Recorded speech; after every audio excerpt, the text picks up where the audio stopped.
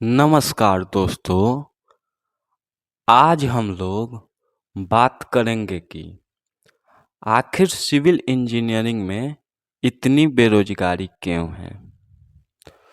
तो साथियों, इसका मुख्य कारण यह भी है कि सिविल इंजीनियरिंग ब्रांच में स्टूडेंट्स कॉलेज में अपने स्किल सीखते नहीं हैं और ना ही कॉलेज उनको स्किल सिखाता है, जिस कारण उन्हें डिग्री तो मिल जाती है परंतु वे बेरोजगार ही रह जाते हैं। आज के समय में बिहार जैसे राज्य में हर जिले में इंजीनियरिंग कॉलेज और पॉलिटेक्निक कॉलेज खोले जा चुके हैं और यहाँ से हर साल लाखों विद्यार्थी पास होते हैं, परंतु ज़्यादातर विद्यार्थी बेरोजगार ही रह जाते हैं।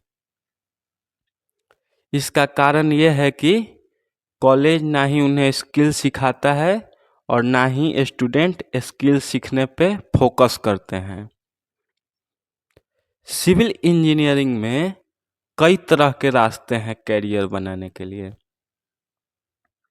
किंतु आज के दौर में स्किल सीखना बहुत ज़रूरी है। आज सिविल इंजीनियरिंग में BIM, ऑटोकैड, BBS, बिलिंग इन सब का आना अति आवश्यक है, परंतु आज के दौर में स्टूडेंट अगर इन सब बातों पे फोकस नहीं करेंगे और नहीं सीखेंगे तो फिर उनका कैरियर बर्बाद हो जाएगा और वे बेरोजगार ही रह जाएंगे। इसलिए सिविल इंजीनियरिंग में बेरोजगारी बढ़ती जा रही है। हालांकि यह इंजीनियरिंग का सबसे कोर ब्रांच है, परंतु इसमें अगर आप स्किल नहीं सीखिएगा तो फिर डिग्री का कोई फायदा नहीं है और आप बेरोजगार ही रह जाइएगा।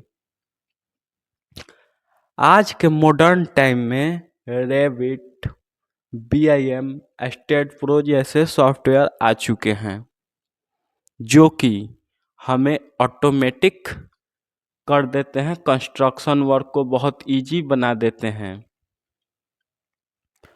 परंतु जो स्टूडेंट्स इन सब बातों पे ध्यान नहीं दे रहे हैं वे तो फिर बेरोजगार ही रह जाएंगे। भारत में आए दिन हम सुनते हैं कि कहीं पुल गिर रहा है, कहीं रोड का स्थिति तो कहना ही नहीं है कि कैसा है। इन सब का कहीं ना कहीं कारण सिविल इंजीनियर्स ही हैं, क्योंकि करप्शन जैसे मामलों में इनका भी कम सहयोग नहीं होता है, जिस कारण से कोई भी प्रोजेक्ट ढंग से पूरा नहीं हो पाता है और इंफ्रास्ट्रक्चर की स्थिति नहीं सुधर पा रही है। मजबूरन आज भारत सरकार इंफ्रास्ट्रक्चर से रिलेटेड मैक्सिमम काम प्राइवेट सेक्टर से करवा रही है और इन्हीं सब कारणों के चलते प्राइवेट सेक्टर जो है उनका काम सरकारी स्तर के तुलना में बहुत ही अच्छा है, परंतु हमारे देश के कुछ चुनिंदा लोग इसे मोदी सरकार का जाना माना चाल कहते हैं और वे कहते हैं कि मोदी सब कुछ बेच के रख देगा।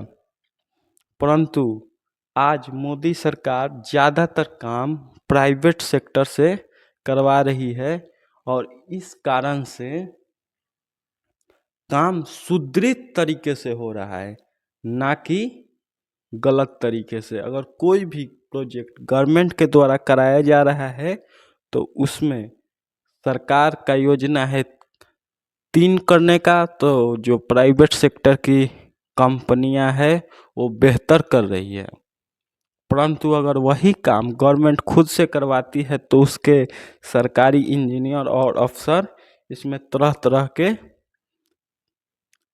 हथकंडे अपनाते हैं और इसे निरर्थक कर देते हैं।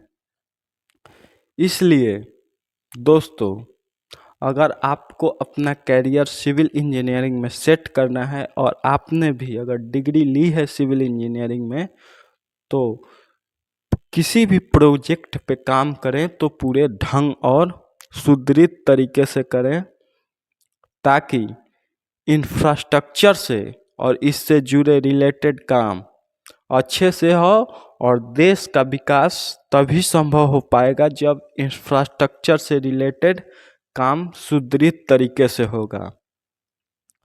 किसी भी देश के विकास का मुख्य रीढ़ है कि उस देश की सड़कें, पुल, ये सब दुरुस्त हों, तभी वहाँ पे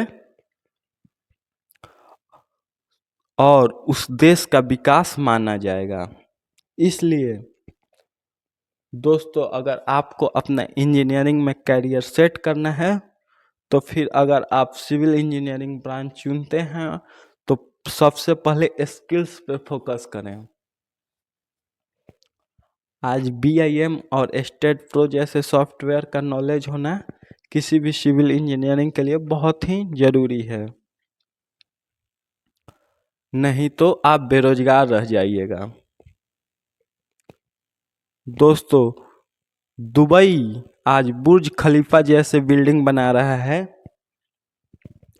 और भारत में आज भी पुल, ब्रिज, नल, नदियाँ सब पुराने तरीके के ही हैं और इन सब के पीछे कहीं ना कहीं सिविल इंजीनियर लोग भी कसूरवार है। इसलिए दोस्तों, अगर आपको सिविल इंजीनियरिंग पसंद है और इसमें रुचि रखते हैं, तो ये ले तो इस तरीके से ले कि आप इसमें काम ऐसा करें कि लोग बेहतरी का आपका तारीफ करें, ना कि आपके करप्शन का। इसलिए हमें सिविल इंजीनियरिंग में करियर सेट करने से पहले इन सब बातों का ध्यान रखना होगा। इंजीनियरिंग स्किल्स बहुत ही ज़रूरी हो जाता है किसी भी सिविल इंजीनियर्स के लिए, क्योंकि कॉलेज तो डिग्री देकर हमें रोड पर खड़ा कर देता है और फिर वही इंजीनियरिंग बेरोजगार होकर इधर उधर घूमते हैं और धरना प्रदर्शन इत्यादि करते रहते हैं। किंतु इन सब से कुछ होने वाला है नहीं।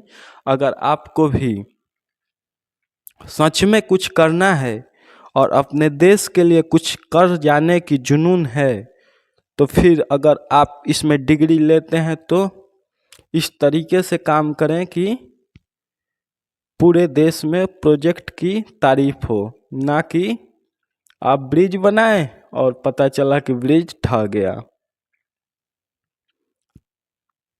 सिविल इंजीनियरिंग में कैरियर बनाने की लाखों कई तरह की अपॉर्चुनिटी है, परंतु स्किल्स साथ होना भी बहुत ज़रूरी है।